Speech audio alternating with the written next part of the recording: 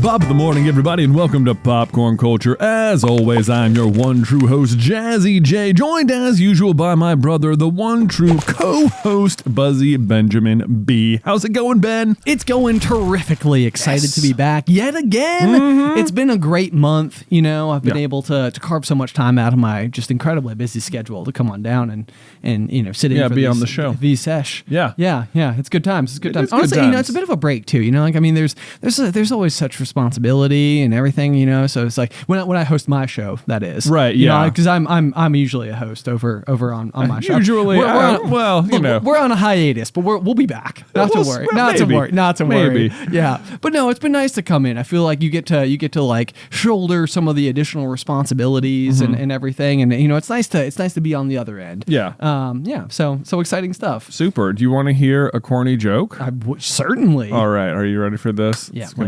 You're gonna love it. Ready? Okay. Yeah. All right. A Buddhist monk walks into a bar and says to the bartender, "Make me one with everything." Make me one with everything. That's the whole joke. Make me one with everything. Make me one with everything. So it's not a beverage. It's a philosophy. It's a Long Island iced tea. No. Yeah. Man, Long Island iced tea. I don't know if this happens to anybody else. It may be the first cocktail that was ever explained to me at all. Okay. Really? Yeah. So it's like, I think for like a little while I would go to the bar and like upon turning 21 in college, a place called Sharky's. Oh, yeah, dude, yeah. I know it well. Yeah. There was one in Radford too. Yeah. The shark. There's two Sharkies, one at Radford, one at Tech. There might be more. Those are the ones I know about. Right. Yeah, Been to both of them. Been to both. I like the cold sweat sauce. That's the wing sauce of choice. The cold sweat sauce. Cold sweat. Yeah. I was like, is that a drink? Because it sounds terrible. No. You can't name a beverage after sweat. No. Yeah. It's a known fact. Yeah. Not acceptable. But I do remember for one hot second, like it's so funny as you go through like your foray into like the realm of cocktails and mixed drinks and beverages and such. Yeah. Where like I think that my first in every scenario are all things I'm not terrifically proud of. Yeah. Where I think the first ever beverage that I ordered at a bar was also Sharky's, was a Bud Light Lime. That's fine. Commendable. Okay. That's fine. Reasonable. Yeah. The thing is it's not that I would pass judgment over the Bud Light Lime. I just probably wouldn't drink it now. Well, they're not. I mean, they're not. Are they even still around? I don't even know if they're still around. I mean, to be fair, a Corona with a lime in it is that's exactly what they were trying to make. It is exactly what they're trying to make. It is splendid. Which is not the worst. So I had one this weekend. Did you really? Yeah. Nice. Way to go. Were you doing yard work? Actually, no. I was watching basketball. Oh, yeah. Okay. Yes. Well, I was going to say, it feels like a Corona with lime feels like the exact right way to cap off a day of like hard sweat. No doubt about that. And I would definitely talk about all of the hard sweat later for sure. Yeah. Okay. But so anyway, so for a spell here, so that was my first thing. The first bottle I ever bought from like the ABC store was Southern Comfort, also frequently called SoCo. Totally fine. SoCo with lime, which I think is probably one of the other beverages I knew at that time. Which that's like one of those where it's like I've had it in too many of the wrong capacities. Yeah. And it's like I don't think I could drink it now. Like that one's just done. It's just done. It's marked off the board. It's like it may as well be poison. I've got a few drinks like that. Yeah. Yeah. But otherwise the final one was the Long Island iced tea, which basically is just give me one of everything. And I feel like now if I went to the bar with somebody and they ordered a Long Island iced tea, I'd be like, do you have a tough week or everything okay? I know, because it's a stiff drink. What are the circumstances? It seems like outside of like college or your 21st birthday, like you're rarely going to the bar and ordering a Long Island iced tea just because like I'm just a connoisseur. But this is the thing. Like I think it's so easy when it comes to cocktails to like settle into a rhythm a little bit of like what you know. I mean, part of the fun is to experiment with something new and just be like, oh, this is cool. Like it's like there's like a diversity of flavor. Yes. That you can get that I don't think exists in many other capacities. But Yeah, where you can order the same thing at different places and get different results. Yeah. Which often, like, you know, like when I go to like a brewery nowadays, like I would order like the IPA. Yeah. And it's like a lot of times, like I'm assessing like the quality of the brewery on their IPA. Oh, I mean, yeah, whenever, like my go-to cocktail these days is usually just an old fashioned wherever I'm at. So it's like whenever, it's like part of me is like, do I want to try a new drink here? Or I'm like, no, you know what? Because the old fashioned will be slightly different everywhere I go, but everywhere is still has the same like general flavor profile. I'm just looking for like, where can I get the best old fashioned? Exactly. Right Yeah. It is remarkable though how it's like you have the same small handful of ingredients put into the same container over and over and over again, and yet the results are vastly I know, different. just always just a little bit different. This is my other like favorite cocktail that I don't order as much, and it almost feels like it's in a class of its own. Like I suppose, a margarita is a cocktail. Oh man, what?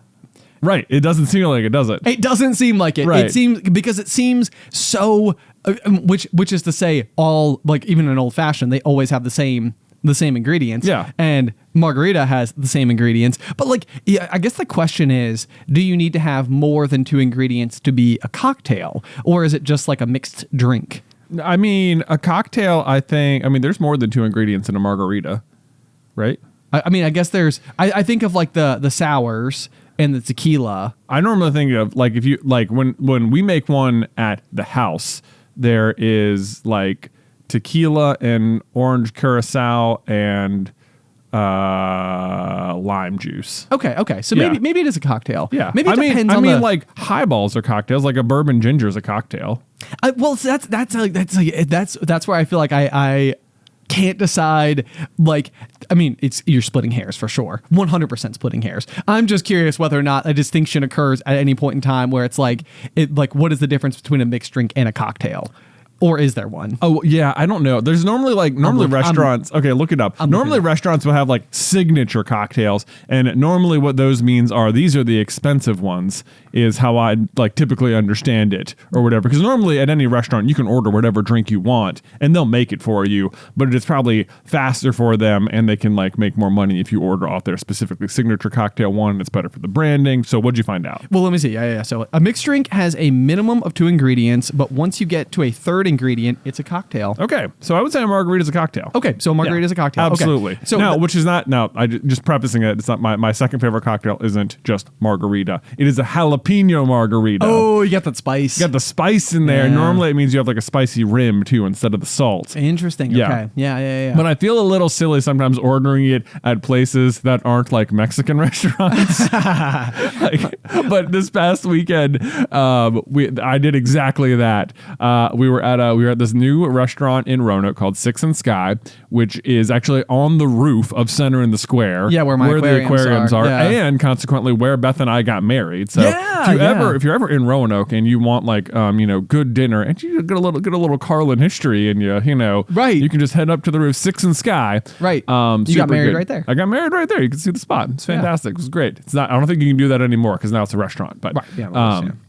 Anyway, so my first cocktail was in fact the house old fashioned, which they called a blood orange old fashioned, which like the old fashions already have orange peel into them, so I don't know how different it possibly could have been, but they put blood in the title, which made it fun. Well, there is a blood orange. I know there's a blood orange. Oh, okay, yeah. okay. I guess they're just using this orange instead of a regular orange. Maybe so. Yeah. Maybe like a little bit more bitter. It was good. But then for round 2, like everyone at the table was like trying to like figure out, what are they going to get? What's different? And we had been discussing what are our favorite drinks to get at other places. And I brought up, have you gotten a jalapeno margarita at this other place? And I was like, the guy came up and I was like, could you make a jalapeno margarita? And he gave me a look like no one has ever asked me that in the history of working here. Of course, it's only been open like 3 weeks, so not a huge ask. But sure enough, he was like, "We have jalapenos, we can do it." And they brought me one, and it was actually amazing. And I was like, so good. And I was super happy about it. But the whole time I was like, it feels like there's an atmosphere for this drink, and I'm not at it, but I still want it. I wanted it. I got it. I don't think you can go wrong. I have like a huge guilty pleasure for a margarita. Oh, I love them so much. This is the thing. Yes. Yeah. There's like, I don't know if there's something, there's something where it felt like outside of the like there's nothing wrong with having a margarita ever. Everyone, there's like the most beloved drink. Sure. I think. But it does seem like maybe there's like, it feels like unmasculine to order them in certain scenarios or something. Do you feel that? No? I think I am vaguely aware of the sentiment that like could exist. Okay. And I ignore it. Okay. Yeah. Okay. But so, okay. I don't care. Let me say that. Is there a certain, like if you were at like a steakhouse, would it feel out of place to order a margarita? Potentially, but like I think that would have to do more to me with the cuisine. Well, sure. It doesn't pair well. It doesn't pair well. I think that's like so, but I don't think what would halt me necessarily. Like I don't think I would order a steak and a margarita together because I think that would seem like an odd pairing to me. But I was having seafood at this place. That's okay. That's okay to me. Yeah, that seems right there. Because to me, seafood and like Jimmy Buffett and margaritas are like it's all like a big overlapping Venn diagram. Were you eating, like, I know it's called Six and Sky. Were you eating outside? I was eating outside. Oh, then always acceptable. Okay. Any outdoor seating. If you're outside, margarita is 100% acceptable. All right. Okay. Yeah, you're not gonna fight. I'm not gonna fight you in a margarita. I'm not. I mean, look, I didn't find anything wrong with it either, and I wouldn't like. I don't care if you order a margarita whenever you want. Right. There's like that. Like there's like I don't know where it comes from, but like this like feeling when I'm ordering it in certain scenarios. Like this is like sort of a weird thing to ask for because there's a certain like vibe that goes with a margarita, which is weird. Well, I guess maybe if you were at like a beach party though, and drinking an old fashioned, it might also seem weird. That's fair. Yeah, it's like if you're out of place for anything, it's kind of like well, yeah. Okay. Example: we were at a JMU football game many years ago before the children were around, or anything, and we had like a tailgate set up with some. It was like a little reunion for Beth and all of her like friends who'd all come together to come to the game together, right? Yep, or whatever. Yep. And we're sitting there, you have like like everyone's got like beers and I think there might have even been some like Jello shots, and like one of the girls had brought her boyfriend, and he was like mixing up like just regular old martinis, and it was just like, well, it doesn't necessarily feel like tailgate food. But sure. This feels like someone's party trick that like absolutely slaps under the right circumstances, and then it's like, is this that circumstance? Is that the circumstance? Yeah, because it seems like did he have like martini glasses? He had martini glasses. Because okay, to me, a martini glass doesn't feel like it would hold up to heat well. Like it's got like too much surface area, which to me makes me think that like the drink would get rather warm rather quickly. Yeah, I mean, he had the shakers and the ice and stuff. Right. I'm sure it was cold. I'm sure he enjoyed it. I didn't have one. Right. Yeah. But it's anyway. like to me, it's almost like filling like a Frisbee with like a little bit of like fluid and setting it in the sun. It's sort of like how long does it take before that fluid is like become hot or at the very least warm. Yeah. Like how necessary is it that your beverage match your environment? Well, so like the old fashioned, for example, I think is interesting because it's like in my mind it is like mandated to be seated while having an old fashioned. Like, okay. I would say like you probably like don't. It's like you should be sitting. Honestly, the chairs that we're sitting in right now would be good old fashioned chairs. I mean, I would almost call them old fashioned chairs. Yeah, they're pretty close. But like I feel like there's something about like the idea of like you're sitting down. It's meant to be drank very slowly. It's very conversational. Okay. Like I think like let me throw this at you. Okay, lay it on me. You're at like a Kentucky Derby party, like which is might be like a lawn party. Okay. People are typically dressed up. Yeah. Outdoor occasion feels also appropriate there. Okay, so maybe because you've added horses into the equation. Horses. Like horses. So old fashioned plus horse equals standing okay. Standing okay, yeah, okay. Yeah. There's like very specific circumstances under which standing may be allowed attached to the bourbon based old fashioned. Is my thoughts. Okay, all right. Yeah, I mean, especially because like Kentucky like invented anywhere in Kentucky also okay. Yeah, pretty much as a rule. If you're inside the state of Kentucky, you can do whatever you want and be drinking an old fashioned. Except operating heavy machinery. You shouldn't do that. Yeah. But like otherwise, pretty much it seems like generally accepted. Probably not operating a horse either. Yeah, maybe not. Yeah. In this case, a horse is heavy machinery. Yes. Yeah. No, that's hilarious. I think you're okay with your margarita, though, to answer your question. Long story long. Yeah, it was very good, and I'm glad I ordered it. Right. And so, you know what? I would encourage you, whenever you're out to dinner next, jalapeno margarita. You won't regret it. You won't regret it. There you go. It's among my top 2 favorite cocktails. So. I love it. I love it. Well done. Yeah. Well done. Now I'm craving a cocktail as well. Yeah, I mean. It is, after all, for us, Monday morning at noon. It is Monday morning at noon, but Ben, as people are listening, it is Friday morning. Which is basically to say it's 5 o'clock somewhere. Which is basically to say it's 5 o'clock somewhere, but it also means that the month of May has started. Oh, there by we the go. time people are listening to this particular episode, which means that we are, as you're listening to it, 3 days into an event that we are calling Make Jay Grow a Mustache in May. It's so highly alliterative, and I love it, and Yeah. I'm so excited for Yeah. this. Yeah. You're joining the legion of facial hair. Yeah, I know. So, like way back, when was it? 2015 or 2016 when we did No Shave November? November of 2015. Oh my gosh. Yeah, it was like I mean, it's the gag we always talk about, but I'm like, they're like, haha, it'd be so fun to see what happened. We did No Shave November / I just want to see what it looked like with facial hair. I know. So that is the last time I've had an honest go at growing any amount of facial hair. Okay. Otherwise, I shave every week, multiple times, and you know, this is I'm got a very clean cut look going. You do. Yes. Yeah. But so for the month of May, how it's going to work is that what I'm going to do is I'm going to grow a mustache for 1 minute for every new follower I get on Instagram. Amazing. And so you might be wondering, like, wait a minute, what if I'm already following you on Instagram? Great question. So first of all, I'm just gonna make, because I've already got more than the regular person's following on Instagram. I guess so. At this point. Yeah, So what I'm yeah. going to do is I'm going to make the starting line 70,000. So everything above that will count as new. Okay, Just okay. for simplicity's sake in math and stuff or whatever. So I'm already giving you a 4,000 person head start. Okay, Which okay. is several days head start at this point to get the ball rolling. How many minutes are in a day? Like 1,400, like a little over 1,400. 1,400 minutes in a day. Okay. Yeah. So So this is very interesting. So yeah, But I'm not on Instagram. So is there like a way that I can make you? So yes, you might too, because I've already, a bunch of people are already following me on Instagram. So the other thing you can do is just go to supercarlinbrothers.com and sign up just for our email list, and that will also generate 1 minute of mustache growth on my face. Okay. Right. Okay. And it's like it's not just the month of May. If the accrued amount of time doing this exceeds the month of May, then I will continue to do it. Oh my if gosh. people accrue like 2 years worth of time, I will abide by it.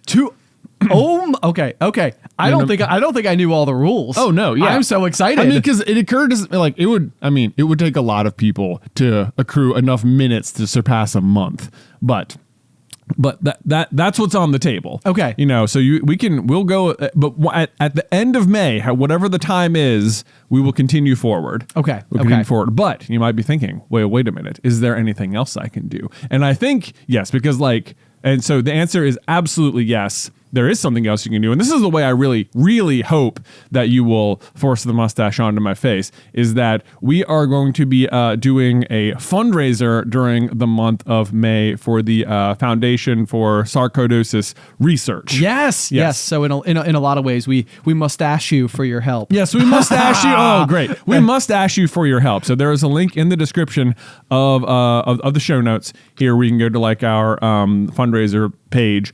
And what I'm going to do here is for every $1 donated, I will also do a minute of mustache growth. Oh, so, man. Like I set the bar to like the fundraiser goal on the page is 10,000. So, but if we can go past it. That's fine. Okay. Please go past it. You Yeah. know, that's the thing. So I'll give you 2 minutes for free by Instagram and email. And if you want to, you can otherwise really scale up on the fundraising side of things. So Yes. there's multiple ways for people to interact. There are. I'm personally excited as well because our dad also has sarcoidosis. He does So- that. If you're wondering, yes, why do we choose sarcoidosis? That is why, because our dad has sarcoidosis and it sucks. Yep. If you don't know anything about it, it's basically this kind of like fibrous thing that can just sort of like start growing anywhere, like in your body. Yes. It's like that's the sarcoid or whatever.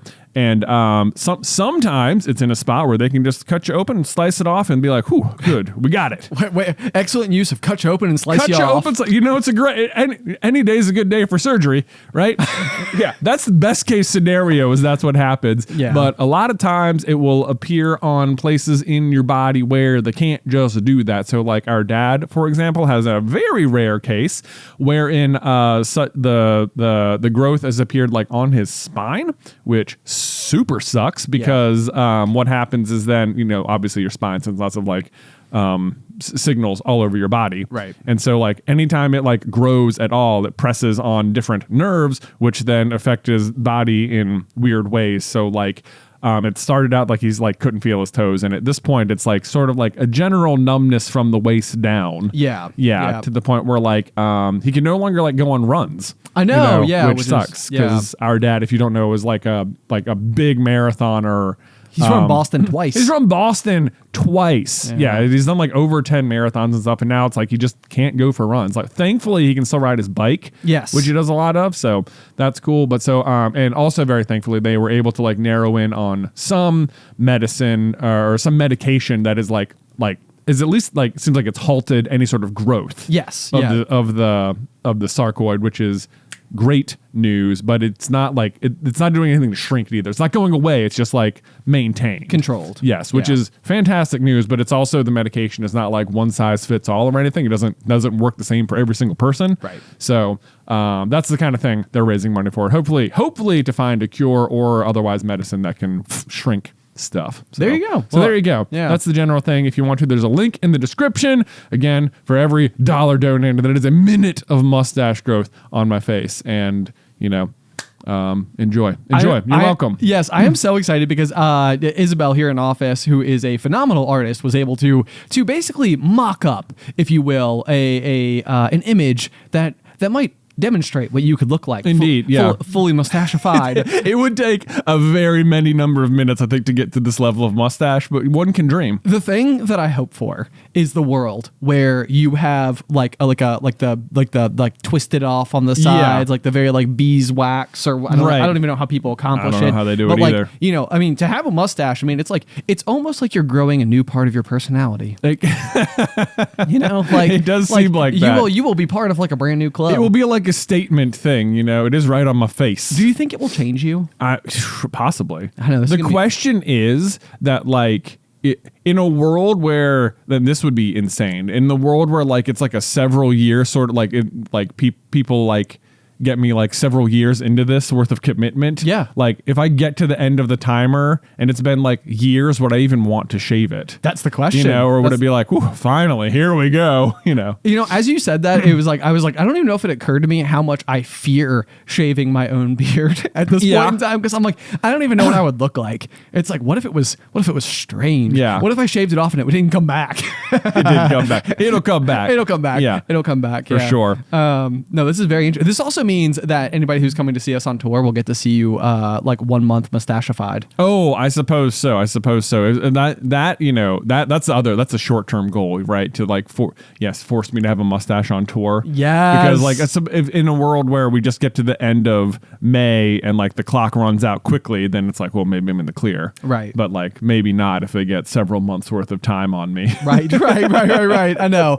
Yeah, this is gonna be. Is my Christmas card gonna have a mustache in it? The questions we have to ask. I know. I'm like, part of me is like, this is so fun. And part of me is like, what am I signing up for? How is this going to go down? I have no idea. Do you think that in, let's see, 30 years, when we're recording Popcorn Reculture, the brand new podcast coming 30 years from now, where we review every episode of The Pop every week as 65-year-olds. Right. Do you think when we get to this episode, which at that point in time, you'll be like 68, 69? Oh my we're gosh. Several years into the pop. Right. I mean, will people even still be listening to podcasts? Who knows? Who knows? I assume so. Yeah. Likely. And I know I'm also speaking of it as if this is a complete non-negotiable. Right. But like, it would be just unbelievable if like 68, 69-year-old you is like, oh my gosh, this is when the mustache started. right here. Yeah, I'm this listening was to it. I'm listening to it. Imagine 30 years from now, you still have it. Yeah, that would be wild. What a legacy. I know, that'd be crazy if it was just like, yep, that was how it started right there. We were just doing like a little fundraiser thing and the clock still hasn't run out. No. That would be absolutely insane. Yeah, so part of the other thing I've been considering is that like, so on Wednesday is when it will be May 1st, which is when the challenge will officially start. Okay, Wednesday. Okay, wait. Yeah. So I keep thinking like, should I just go ahead and like, just stop shaving now to give myself a little head start? Right. Or should I, really, or because like, what if this is it? What if this is like my last shave for like a long time? Right. Should I shave on Tuesday or just sort of like let it ride from now? I feel like you got to start official. I know. Yeah. I think yeah. so too. I think so. If you're watching, you probably can't tell that I have a very light amount of facial hair going right now, but I think I will shave tomorrow and then Wednesday will be the official kickoff. The official kickoff. Yeah. The beginning. This is Yeah. going to be so interesting. I have no idea how it's going to look either. It is like, this is going to, it could, yeah, we'll see. We'll see. It's going to look glorious. Pure and utter glory. Glory. Yeah. Everyone's going to come see us on the tour and they're going to be like, whoa, nice mustache. Love it. I'm so pumped for this. I know. I mean, it has been something that we have been talking about lightly in office for a little while. And now my curiosity is like I said, like I did No Shave November and I definitely had like an ulterior motive where it was like, I sort of had to trick my own brain into like allowing me a scenario to do this. Is a mustache something that you feel like on some level you've like looked yourself in the mirror? Like, you're like, let's say you're like washing your hands and you're kind of staring back at yourself a little bit and you're like, one day. Not really. Okay. It's not like I've like always aspired to have a mustache or anything. There's part of me that's like never really like grown like much facial hair at all. Okay. And so it's sort of like I think like for a long time, like when you're growing up, almost everyone like, is clean shaven the entire time. Clean shaven / cannot grow facial hair. It isn't growing at all. Now it's like I don't know, almost any, like very few adult men I know who don't have some amount of facial hair going on. Sure. And I'm like, am I missing, like, there's part of me that's like, I've never experienced this, like, really. And it seems almost like silly never to have done that. Right. Because it's just something your body naturally does anyway. So part of me is just like, this will be, even if I don't like it, like, yeah, I tried out a mustache for a while or something. Yeah. But not because I've necessarily like always thought like, boy, I sure would like to have a mustache or anything. I like how you went like slightly Midwestern. Yeah, right there. Yeah. It's like, want to go ice fishing this weekend or something? I mean, not necessarily. Although that does maybe transition me into a Wick of the Peak. Oh, lay it on me. Yeah. Okay. All right. I am curious, especially with our listeners, if anyone has seen or just even heard of a movie called Hundreds of Beavers.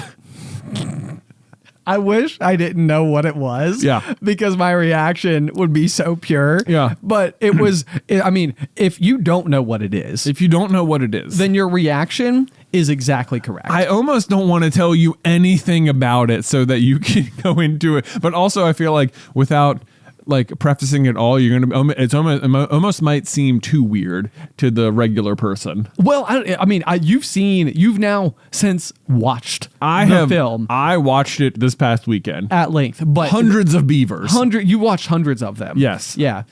And it's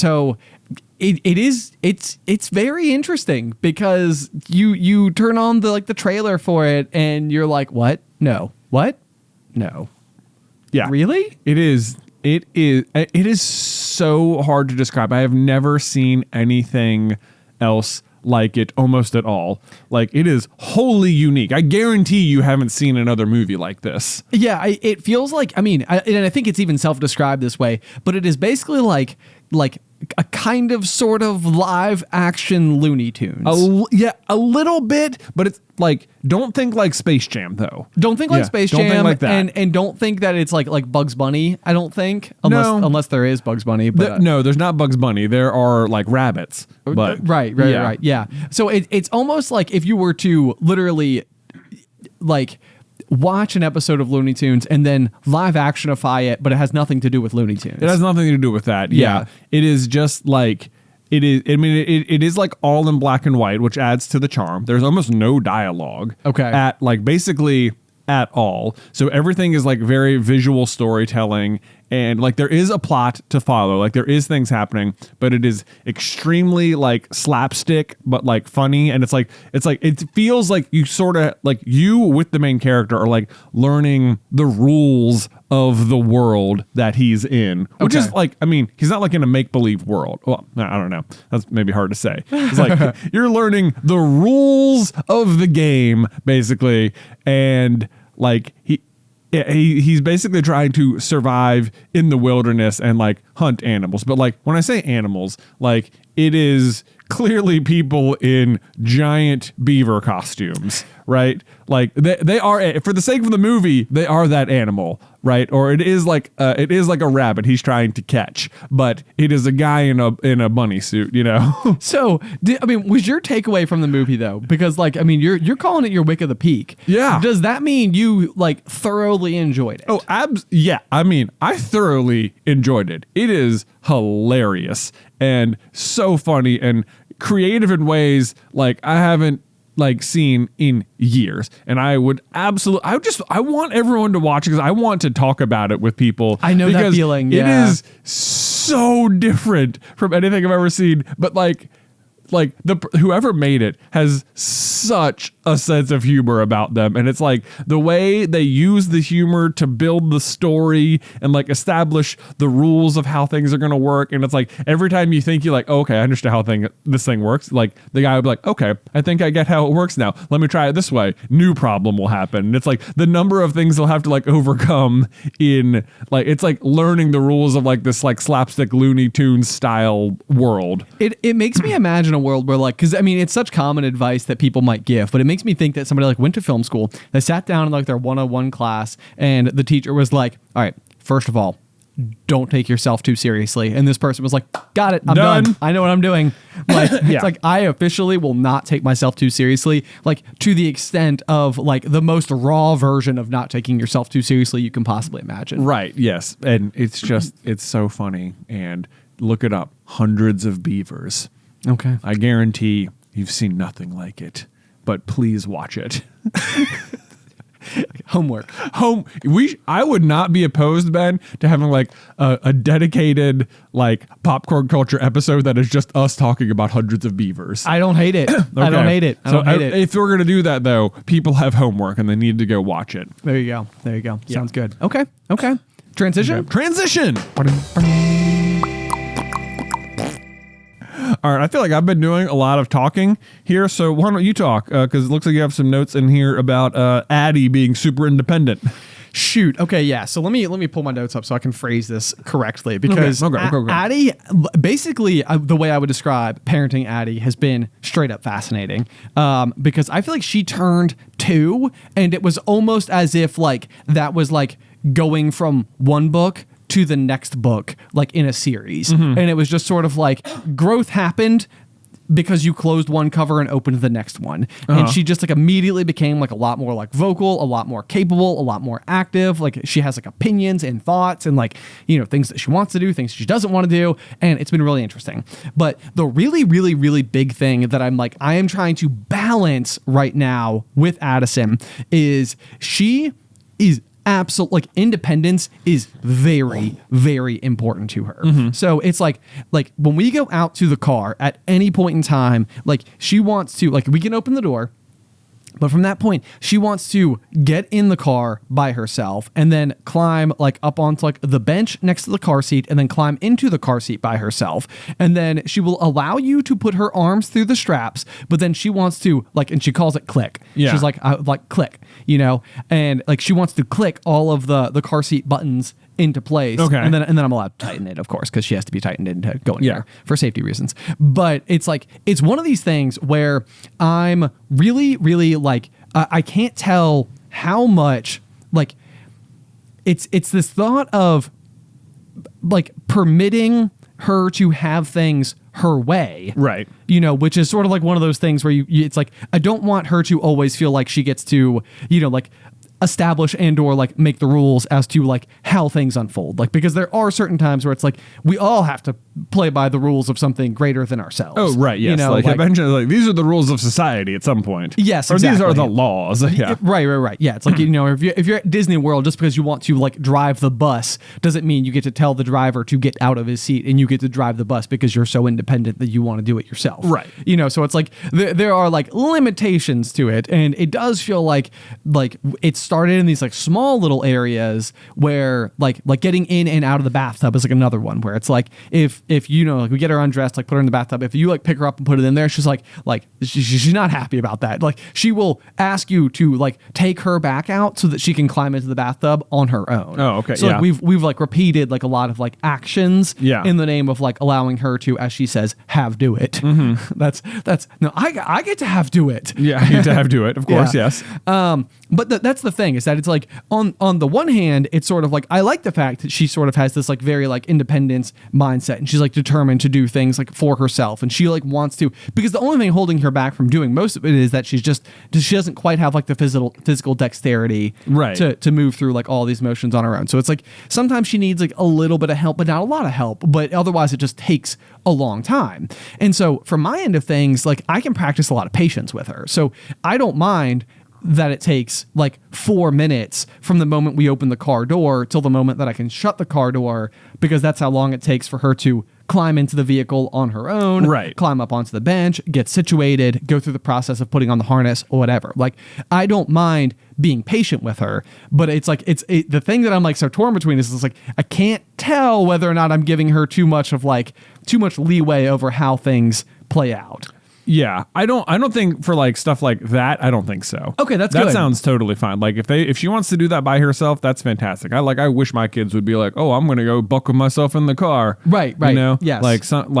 Luke will most of the time do it, but sometimes like he knows it's something that like he has identified that like we can't leave until I'm buckled in. And so he's like, he knows like it would be helpful if I did it, but if I don't feel like doing it, I can like just like make you do it because we can't leave. Right. Right. So it's like he very much wants like control of the situation. Yes. It's like if he decided to do it, great. But if you want him to do it, I'm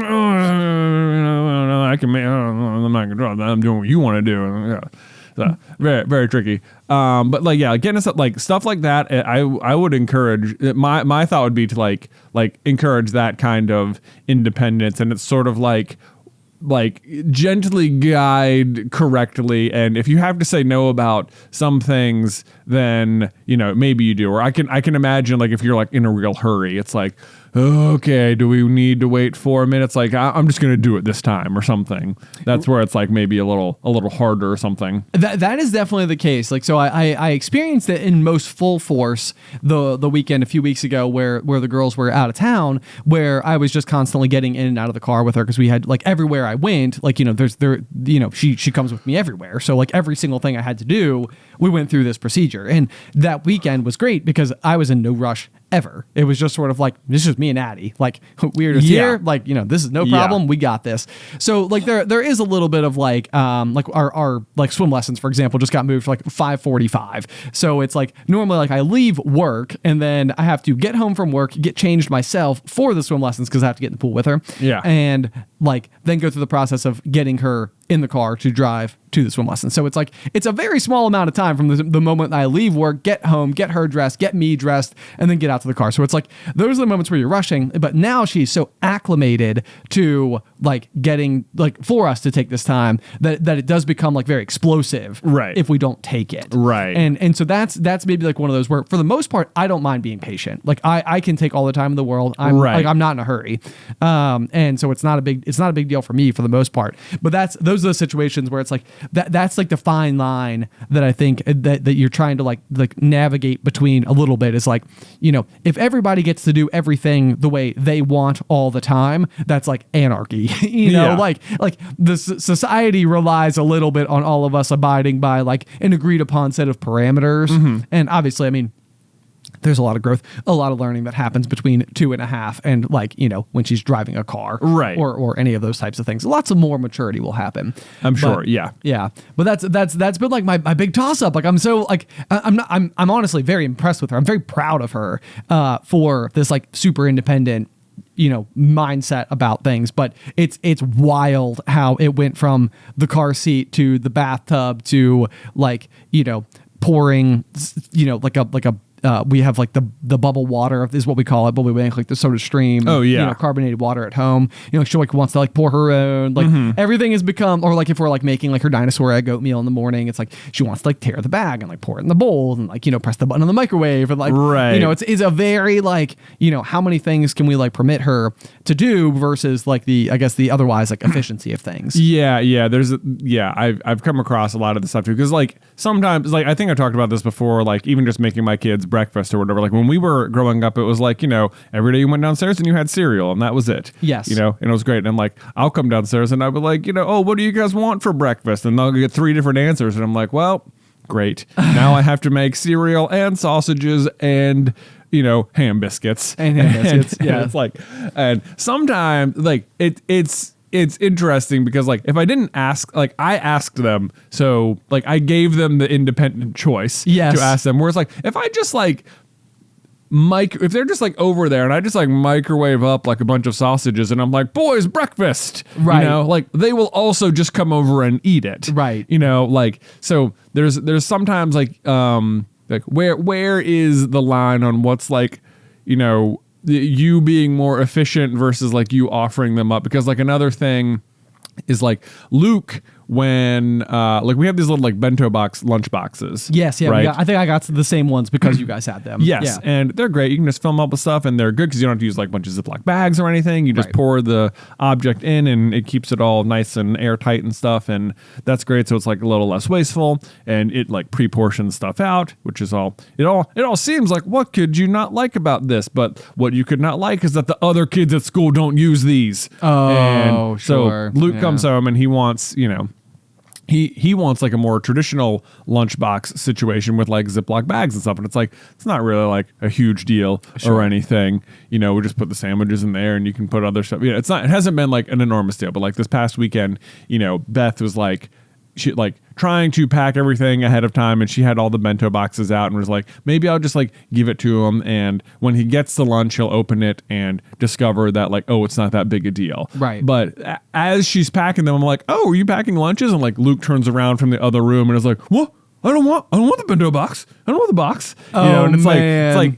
it's like how it would have gone down where like, had he not known and just arrived at lunch, it wouldn't have been a big deal. Because he's not going to freak out in front of his friends. And she's like, you just eat the food. Right, right. Yeah. It's like, and then you get home and it's like, no big deal, right? Wasn't that okay? But it's like, now that you've introduced the ability to make a choice, it's like, that's where the like, oh no, this is the tricky part. Yes. So it's like, it's almost like, and you're not like being, it's like one of those things where I think we talked about this before too, where it was like, like it's just a win-win if you don't present them with the option because it doesn't actually matter. Sure.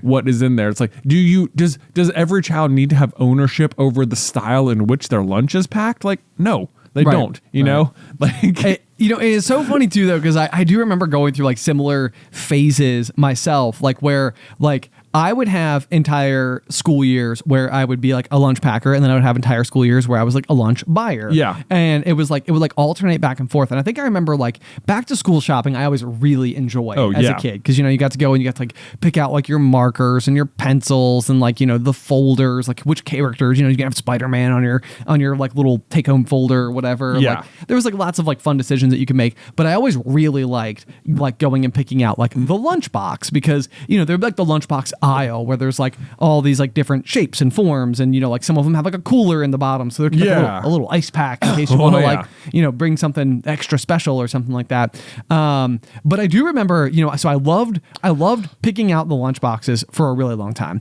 and then I think like once I got to high school everybody started packing like the traditional like brown paper bags, right? And all of a sudden I was like, well, now I want the brown paper bag, and it's like there's like no technology to a brown paper bag at all compared to everything that like like a lunchbox has to offer. Yeah. But I didn't want a lunchbox anymore. I wanted the brown paper bag. Yeah, And right. so then that's just pretty much what I did for the rest of my high school career. Yeah. Had the brown paper bag. Yeah. There you go. Yeah. That's pretty much what I did in high school as well. Right. Yeah. So, but that's so funny though, because it's like I wouldn't have thought that that I'd be able to like relate or be like understanding. But it's like, no, there was a point in time where I was like, no more lunchbox, only brown paper bag. Right. And it's like, but I do remember some kids like also like that was maybe more the thing, like the brown paper bag or whatever. But there were still some kids who like would have like a physical thing, and they would even have like, Tupperware with like stuff inside. That's true too. They would like That's get true, out, and it was too. like, oh yeah, like I made a salad at lunch. It was like, oh well, that's impressive too. Yeah, that seems impossible. Right, yeah. Like a little like ceiling ramekin for like your ranch dressing that you can like Right. pour over it. Like that's so wild. I know. Look at that. My goodness. Super high tech. I know. And so it's like, I think whatever, like the truth is like whatever you start doing will eventually just become normal to all of your friends. But it Yeah. is easy to feel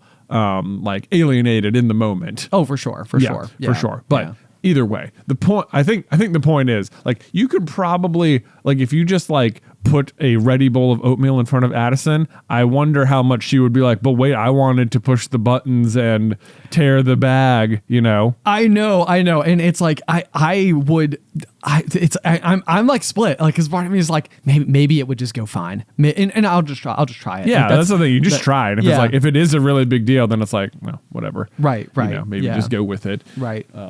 Yeah, that's tricky. I'll tell you what, I feel like I have like an adjacent scenario. Okay. Going Lay it on me. Yeah. So, we have like several trees in our front yard. Okay. And there has been like one tree in particular that for a long time has been like the one they've more climbed in. But like here recently, because it's got like just big open branches and stuff, and it seems like it looks like a climbing tree. Right.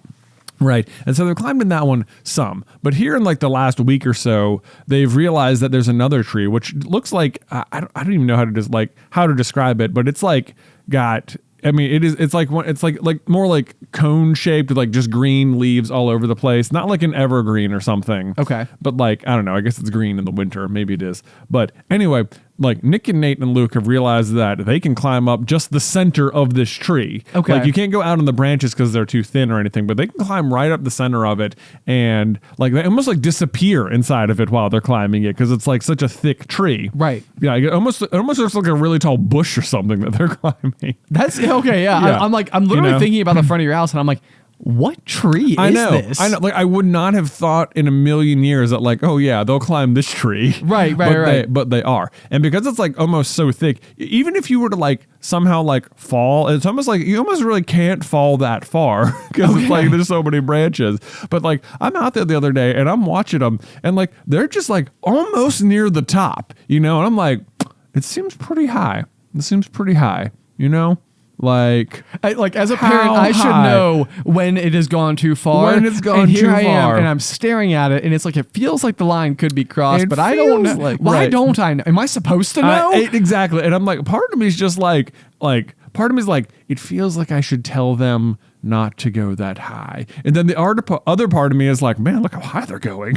Right. Like, Yeah, it's like, way to go. Like, way to go. You guys are crushing it out here. You're getting so high up there, And I'm like, could they fall? And I'm like, it seems like even if they fell, they couldn't really fall. They just get stuck in the tree. Man, like, I know. Now I'm having like total flashbacks. I don't know if you remember growing up, but like there was a row of trees that divided our backyard from our neighbor's backyard. Yeah, Mom Scott's yard. Yeah. Oh yeah, of course. Yeah. Yeah. And the one that you mowed. That was huge. That was huge. Yeah. But I mean, I think that there was a tree in there that at some point in time I realized I could go all the way to the top of and like look out over top of the tree. Right. I mean, you'd be like 20 feet in the air. Easily. At least. Yeah. If not, maybe even a little bit higher. Right. But I do remember that like that was a thing where it was like, I'm not sure if I can make it to the next branch. And like one day I was like old enough to, and I was like, I can make it to the next branch. I can make it. And like, so I would just go up there and like perch sometimes. And I would just like sit and like watch nature unfold as you do as a 7-year-old. There's such a confidence when you're a kid about climbing a tree. It's like if you're an adult on the ground, you of course you're like, don't fall. But like to you, the kid in the tree, like laughable. How could I fall? What are you talking about? I'm holding the branches. Right. It's like, what do you think? I'm going to like spontaneously stop I holding know. the branch. Yeah, It's what do you my think's going to lifeline. happen, right? Yeah, Yeah. you're like, I'm not going to fall. What are you, crazy? Which is, I'm sure people falling out of trees plenty of times. Yeah, But, yes, yeah. I think it's a very common broke my arm falling out of a tree story. Yeah, for sure it is. Like that's the thing. Even if they felt like I don't know. So I'm like, where is the line between like I'm proud of you for being so courageous and that's too dangerous? You know? Right. I know that's a good point. I know. And honestly, it's like I think a lot about like our more like teenage years where I think we fought with this line basically constantly All the time. Yeah, Wow. yeah. Like I even remember there was like a video that I think one of us took on like a flip phone of GMA Mike like running and sliding across the ice at our friend John's pond. Yeah. Are you familiar with said video? Ooh, maybe not. He like sprints across the field, jumps onto the ice, and just like physically slides all the way across. Right. It's really cool. Yeah. But at the same time, it's like it's but like what if the ice broke? what if the ice broke? You know, it's like you want to know where ice is less strong in the middle. In the You want middle. to know where he was? The middle. The middle. Yeah. Moving fast. Right. Far away from any of But us. it's like I feel like I'm sure if you're like Mike out there, you're like, there's not a chance in the world this is breaking. I know. Right. It's yeah. so obvious to you that you're safe. Right. Yeah. Yes. Yeah. Well, I mean, it's even, I've told the story about the time that I was fairly certain that I died. Yeah. And to this day, like I'll like relive the moment. And like sometimes I'll just be like sitting on the couch at night and have like a shudder like wave through me. And like Alice will be like, "You okay?" And I'm like, "Yeah, I just relived the backflip again." Yeah. But the small story was that like, we growing up, like we would go to like these like rocks to jump off of. Yeah. And they would get like kind of progressively higher and higher. And I think the mantra I sort of like started to adopt was like, it's scary, but not dangerous, because like the act of like stepping off of this surface and like falling through the open air, can be intimidating, of course, but like there's water down there. I'm not so high that like the impact is going to be like potentially damaging, even if I like do it poorly. Right. And like you might have like a big uncomfortable red slap. Yes. Right. Yes. It's like, worst case scenario, you have a terrifically bad belly flop or Right. back flop or something, which is ultimately what eventually did happen to me. Yeah. But, I think that I was like taking that mentality and like drawing too much string out of it. Yeah. And at some point, there's no sweater left. At some point the water is not as forgiving. Yeah. Yes. I think there's a movie with Ashton Kutcher where he's like learning to be like a rescue diver. And Yeah. They say like at a certain distance when you jump into water, it's like landing on concrete. Right. And I don't know that I quite found that.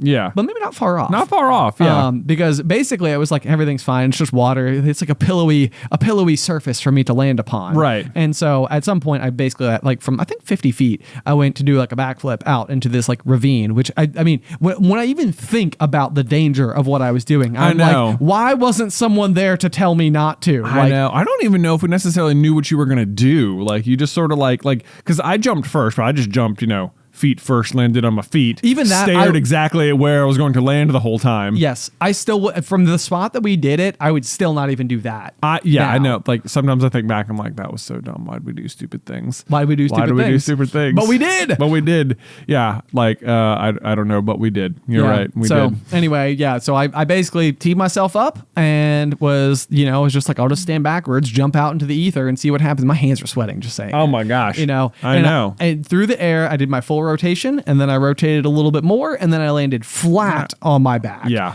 And I mean, Smack. it was like my entire body, like every single thing hurt. Like, it was like it was almost like, if you were to like go and do like arm day, and like do like a whole bunch of like, curls or something, your biceps might be sore the next day. Yeah. It was like that, but like all of it, Right. like my quads, my calves, my shoulders, my knees, like everything hurt. Yeah. It was just like utter soreness. So I think my body just I don't know, so much tension, whatever, but way too dangerous. Would not do it again. But I do think it like spawns from exactly what you're talking about now. I feel like I made everything you said your kids are doing seem a lot more dangerous. Yeah, All of a sudden. I know. How big is this tree, Jay? How big is this tree? Yeah, not that big. Right. Okay. Yeah, I don't know. I feel like they're okay. That's the other thing is like you're staring at them, they perceive no danger. Yeah. Like they're just like, yeah, I can just do it. It's fine. It's no big Whatever. deal. Yeah.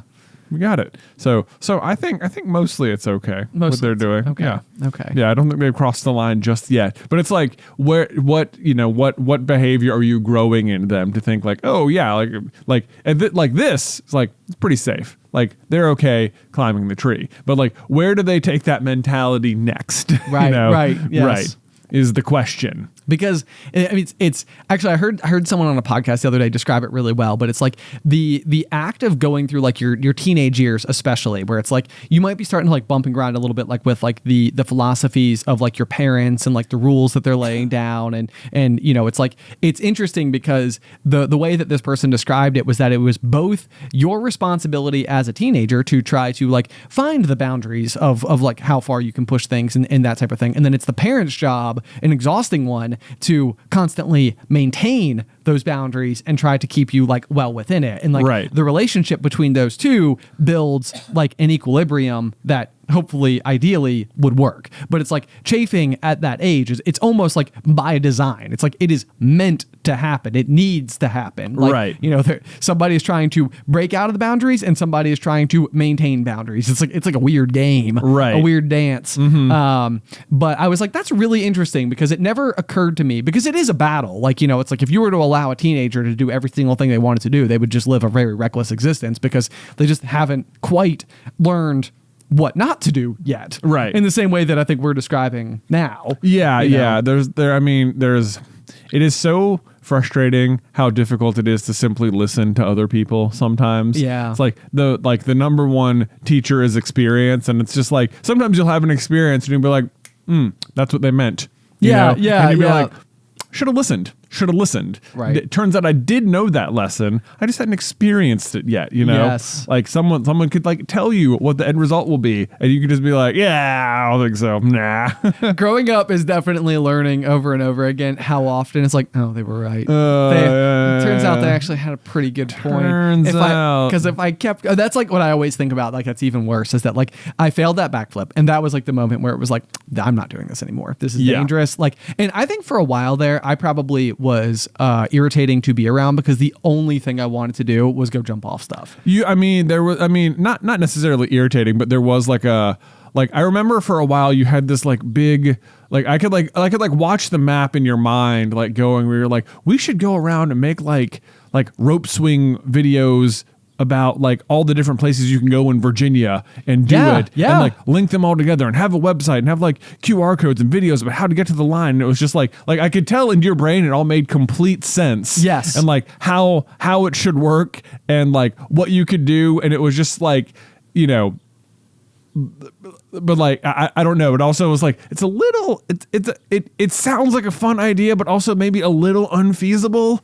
Like to go and like install permanent signage at a bunch of different random outcrops around the state with, you know. I think that this was like a very like high school brain Ben. Like, I mean, and to be fair, I was out of college, but I would still describe it as like I don't think that I would have thought that my, like anything that I could come up with could have such implications or even potential, like, because that's the other thing I think that like I would look back on that idea now and be like, it's probably not smart to advise people to unauthorized rope swings because they could be dangerous. Sure. And so by leading people to those locations, it's like you have now become somewhat liable to whatever happens at those locations. Right. You know, it's like even if you were to get away with doing it, it probably would be, in certain instances, it might mean like trespassing on somebody's private property where like it just so happens to be that like there's a well-trodden path and people go to like the rope swing because like, you know, as long as they don't spot you, like who really cares? You know, it's like, you know, I think as that version of me, I couldn't think of implications greater than anything that would be like seismic, that would have like reverberations. But yeah, no, I mean, it was just like all I ever wanted to do on the weekends was go and do like rope swings or go find like a waterfall to jump off of or like a natural swimming hole somewhere. And like, I mean, I think I chased it pretty hard, you know, like we did a lot of this type of stuff. Yeah, for sure. And it was great for the gram back in the day. You know, it's like there was always a really cool, I actually won, there used to be a phone case company called LifeProof. Yeah. And I remember I won a contest with LifeProof, I think in like 2014, because there's a picture of me like jumping off of like a cliff and there's a huge waterfall behind me, right? And it's just like a perfectly framed, you know, like photo. I just got like full body, like I know, thinking about jumping off this exact spot because I know exactly which one it was. And it's like I remember in order to do this one, like it curved in this like very slow hill. I hate that you brought that part up. I know, and it's like in order to do it, you had to like sort of be running downhill and take like one step onto the steep part so that you could do it. And it's like, if you didn't get the step right, like you might not have the oh man, just describing it is like giving me the willies. And I'm like, why do we do these things? No, I know. And that's exactly what I was going to say. Yeah. Cause you're right. Like, it's like, it could be slippery. It could be like, you could trip, like you pull pull a muscle in your leg or something, it's like things that probably won't happen, but they could happen. And if they did happen, the end result would be terrible. Yeah. And just so dangerous. And so anyway, I think what I was going to say though was that like, that's like the limitation learning thing where it's like I was like with all the backflips I was going higher and higher and higher, so like I started like a 10-foot one, then it was like a 15, then 20, 30, whatever. It's like I got myself up to I think the height we were jumping from we had calculated just by like dropping a stone, calculating the time it fell, and then like putting it into like a calculator. It's like doing like a little bit of like Martian science or whatever. It's like okay, approximately 50 feet or whatever. But like I'm always like, what if I had stuck the landing? It's like, right, yeah. Where would you be now? I know. It's like would I have just kept going? Because like higher than that, it's like it probably already was too dangerous. Let alone how dangerous it could have gotten, right, if it continued. Yeah, so it's just like, whoo, that's like one of those where it's like it's so hard because even people talk about it. They're like, you feel so invincible like during certain stages of your life, and it's like, you're right. I did not think anything bad could happen. Right, and yet. I keep bringing this back to your kids climbing the tree though, and I feel like I took it in a direction that was like way too dastardly. And I'm like, I don't know that climbing a tree is necessary. That feels like a childhood rite of passage. Like kids climb trees. Absolutely. Yeah. There's probably limits, and if I don't even know which tree you're talking about, it can't be so massive. It's not that massive. It doesn't seem that massive, and I'm impressed that they even figured out you could climb this tree. That's the other thing. I'm like, I admire your creativity and your courage to go up it. Right. And like, because the other one, like the other tree they were climbing before that, like you needed to be a little bit taller to get into like the bottom branch, and this one they figured out like it's also like a problem solving thing. It's like, oh, we're not tall enough to do that one, but if I just wade into this tree a little bit, I can climb the whole thing. Right. And it's like I admire what they've done, and it's like like I like that they're not necessarily afraid to climb up it, and it's like they're not. It doesn't seem that it doesn't look that dangerous, other than the fact that they are high off the ground. But it's like you almost couldn't fall for hitting the branches. Right. You just get tangled in the branches. You just get tangled before you hit the ground. It's like it's such a weird tree. I was like, I've never climbed a tree like this before. They're just going right up. That's wild. Yeah. So yeah. Well, there you go. So I don't know if we've learned anything on this particular. I don't know either. Well, the other. So this is another one where like Nate will sometimes be like on the stairs, and they'll like, you can tell they're like trying to figure out like, how many stairs can I jump and land on the floor without hitting the other stairs? Yes. This is me. Yes. So like, they could probably get like 4 stairs, but I've seen Nate like really thinking about like 6, He'll be up there, and if someone's like standing at the bottom, he's just like full send, and like I have to like catch him, and it's like I don't know, but then like, and I think like, guys, you were just absolutely gonna get hurt doing this, like what am I allowing right here, like, because again, part of me is just like, I wonder if he can make it, like, I'm like curious, but I'm like, don't get hurt. But then like, I remember at the house we grew up in, like the stairs were like an L shape, you went like maybe like 3/4 of the way up, and then it took like a right turn. In my mind, it seems a lot higher, but it couldn't have been that high because, it's only going up one floor. Right. Yeah, that's true. Yeah. Felt like a lot of stairs, but like I remember being able to stand at the very top of the stairs and jump all the way down to the landing, which was like, I think like 10 stairs or something. I would have guessed, approximately, maybe at least 8. At least 8. And like, I remember doing that, and I'm like, maybe they were like shallower steps or something, because it seemed like a lot of steps to get up to the top. I don't know, but I remember doing that, and I'm like, that's just what my kids are doing now, and I did it, and I was fine, Right. Like, did mom and dad know I was doing it? I don't know. Right. I did it though. I'll tell you what. I was flying. Boundary testing. I know. And then I'm thinking about like, how much landing zone did I have here? Because it's just like a little square, and I would jump from the top, moving forward pretty fast. Like, how was I not hitting the wall? Here's the real question: is whether or not we're all born with a certain amount of luck. Yeah. And we all use our luck as kids. Yeah. It's sort of like, it's like, all right, these are the people who win the lottery. It's like they saved some. From childhood. Yeah. It's like they didn't do anything crazy. They didn't jump down the stairs. So So they get to win the lottery. Exactly. It's like I wonder. I don't know. Yeah, because it is like it's remarkable. The things we tried and the things that didn't go wrong. Right. Yeah. Yeah. Yeah, it is sometimes when I think about it.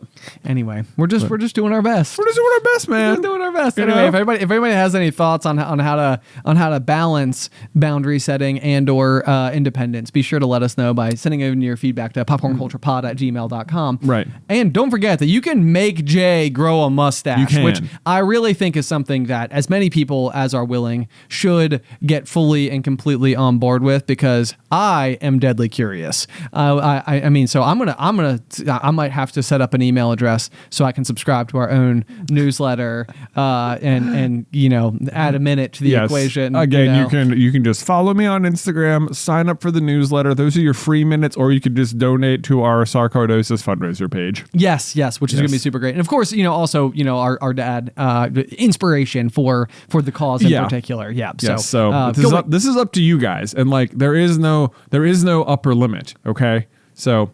Who know? I don't know. Part of me is so nervous because like I've seen other Instagram pages before. It's like, oh yeah, I'm running an inch for every new follower I get, and it's like they start out with like 10 inches on day 2, and then they're like day 30, I'm up to like 12 miles, and it's like, are you doing that every day now? Yeah, it's like at some point in time, it's like, yo, you're not going to be able to run a marathon. I know, every day. right? Yeah, at some point, like, where does it stop? So I'm like, I don't know, but like, yeah, there's, it could. Part of me is like, could this be years? Could it be years? I don't know. That's the thing. Yeah, like when you first posed the question to me, I was like, I have no idea. I know, because like, part of me was like, yeah, a minute for follower. I was like, that feels pretty generous. And sometimes I'm like, well, you know what? I'm not even going to get to the end of May. This is going to be, I've completely understood. And then other times I'm like, I'm going to be 40 with a mustache. That's what's going to happen. Did you have to run this by Beth at all? Absolutely. Yes. I ran it by her. Okay. And she was on board. She was on board. She thought it was funny. Okay. Good. Yeah. That's great. So we'll see. Oh man, it's all down to you guys. So at some point in time, you surely get to maintain the mustache. I mean, yes, yeah. I think maintenance is okay. Okay, for sure. So at some point in time, there will be like okay, we have to trim, not because the challenge is over, but because otherwise I'm like breathing like right. Yeah, I mean, you gotta have. I mean, it's assuming we get that far, maintenance will be done. I'm assuming we'll get that far. Yeah, you're going to get that far. I feel pretty good about this. Yeah. It's like it's like I'm coming up on exactly I think 2 years off of social media, and you're giving me a fierce temptation. It is it is like sometimes I think about it and I'm like so excited for the challenge because I think it'll be fun, and then other times my heart will really start racing like, oh my gosh, what have I done? What have I done? Have I just changed my face? I know, have I changed? Because that's it. It's my face. Yeah, yeah. Amazing. Okay, well, my gosh. Be sure to check out the show notes and all the places to make Jay grow a mustache for the month of May. It's going to be so much fun. All the links are down there. Be sure to check it out. And we're sending like a fun little newsletter on the weekly, kind of breaking down everything that happened in the world of Super Carlin Brothers from the Super Carlin Brothers website, which we've been working on for such a long period of time, and we're finally doing. And we're doing the things. SuperCarlinBrothers.com. No, we have it. It's going great. Yeah, so be sure to check it out. But otherwise, guys, until next time, pop.